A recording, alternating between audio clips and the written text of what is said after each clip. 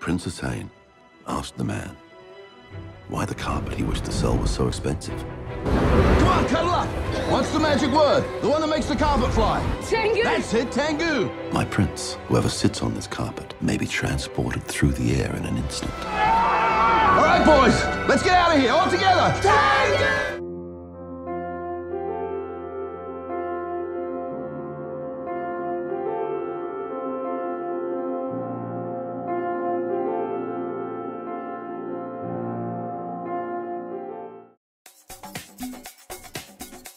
Reporting from the world premiere of The Water Diviner, Russell Crowe's latest film, and we're at the beautiful State Theatre in Sydney. And later on tonight we'll be interviewing some of the stars and the cast of this great new Australian feature. This is brought to you by Salty Popcorn.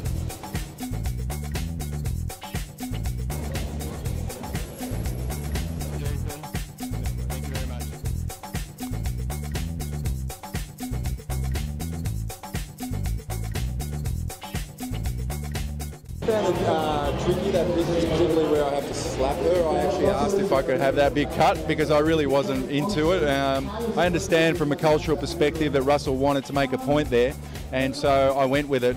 I thought it was a little bit graphic and I would have liked it toned down a little, but I think it served its purpose for the story, and Russell treated it well in the edit. So, would you like to see more international movies made in Australia? I'd love to.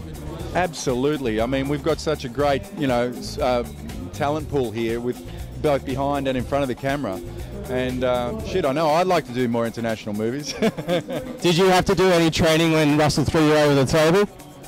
I did. I did a lot of physical training for it anyway. And when I first turned up, Russell said, "I want you to lose 10 kilos." And I said, "Well, you better start sawing on one of my legs."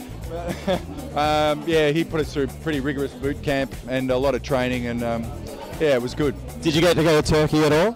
Twice. And what was the culture difference like between here and Australia, there in Australia? Oh, look, the Turks are wonderful people, very friendly. Obviously, there's a strong Muslim culture there, and so there's differences culturally, but I found them to be very warm, very welcoming people.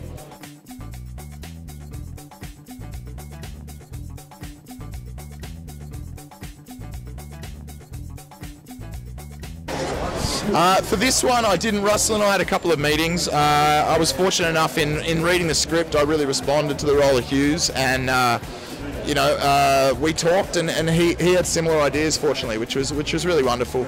I mean, he had an exhaustive audition process for some of the guys, but I can't make any complaints about that. I know some of them went through really intense workshops to get the roles they did, and I think that's as much about vetting one another out and Russell vetting them out and seeing if they kind of have what it took to take on something like this, because he was never going to make it easy, and I don't think filmmaking should be. I'm very emotional about that. It's this is my luck. I cannot believe still, because this is too much historical to me. It wasn't easy to play that kind of role and being this project. It was dreamy, but I'm very proud and I'm very happy. How was it to be working alongside Russell Crowe? It was really fun. He's always making jokes before and after the set. He was always really nice, and he was really fun. So Did you have to do lots of practicing because you were running a lot in the movie?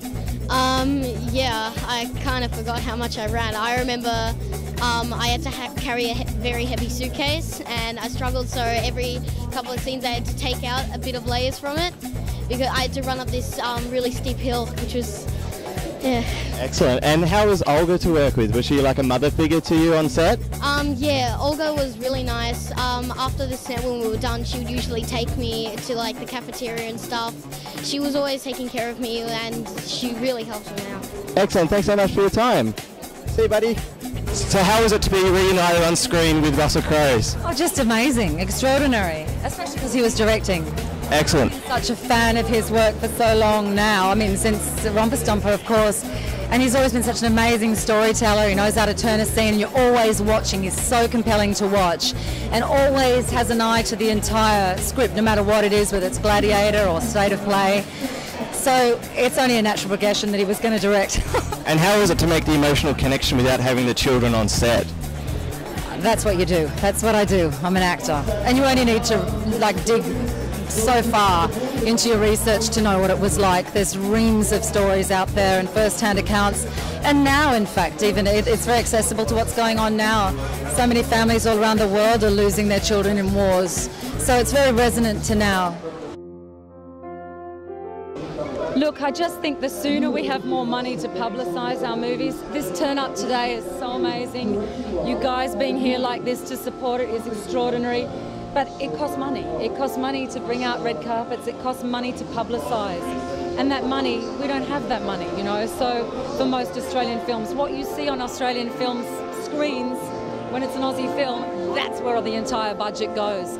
So when there's room in the budget for marketing, then we can start talking about how well our films are doing. Because it's just an uneven playing field. The films are great. The films have always been great. I mean, they could be made in England or Europe or anywhere. They're great and they stand up. They're amazing. Animal Kingdom, for one. I mean, they're just extraordinary. Every year in, year out, we do amazing films.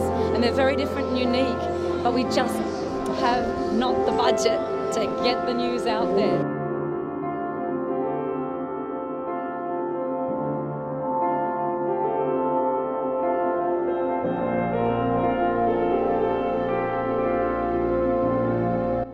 Well, you know, the thing is, if you are a film person, if you work in film, then you do know that there's nothing that you can anticipate when making a film, you know, whether it be the weather you might have to face or other conditions. I mean, you know, we were shooting one whole week in 49.5 degrees Celsius, for example, you know, so you can't anticipate that. But what you do anticipate is that there's going to be those days. You know, that's just the nature of film. It's a relentless pursuit, and you've got to match that relentless pursuit with a relentless energy, you know, and, you know, you shoot to dominate the weather, as we say, you know. So, yeah, I mean, nothing surprising. It's, you know, that's just the way it is. And, you know, I've done 25 years now of lead roles in feature films and 40 years in front of the camera.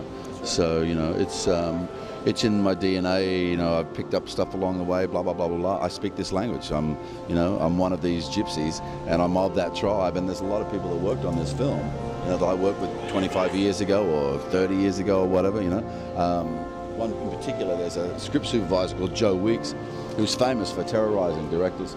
But you see, she doesn't terrify me because I worked with her 25 years ago as an actor, and I learned from her. She was one of my educators.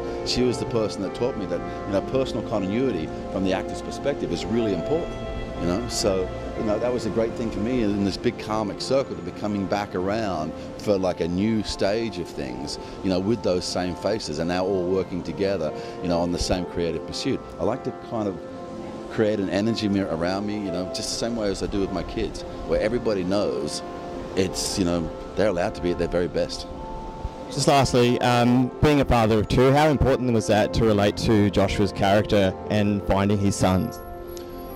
I think any parent, you know, can relate to this journey, or understand what it would be to experience grief at that level, you know. But yeah, I mean, obviously, as soon as you become a parent, everything in life is seen through the prism of parenthood, you know. So when you're reading a script like this and it involves kids in peril, you know, it's bound to hit you at a very visceral and deep level, you know.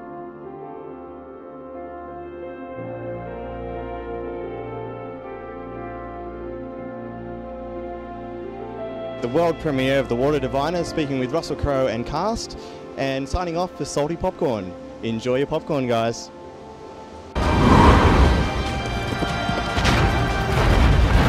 If you do find your son, what will you say to him?